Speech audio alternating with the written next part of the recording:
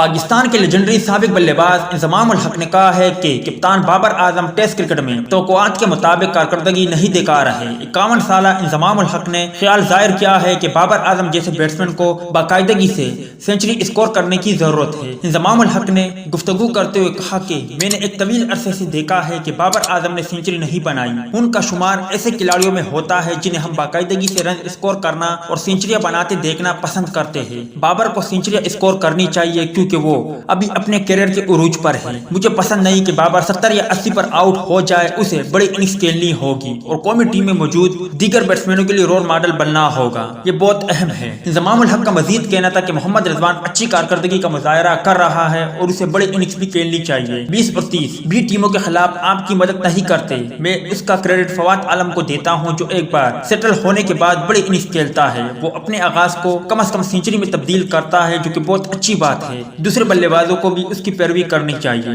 جبکہ اس کے علاوہ انضمام الحق نے ویسٹ انڈیز کے خلاف سیریز میں پاکستانی بولنگ اٹیک کی بھی تعریف کی۔ امید ہے دوستو کہ آج کے مختصر ویڈیو بھی آپ بھائیوں کو پسند آئی ہوگی۔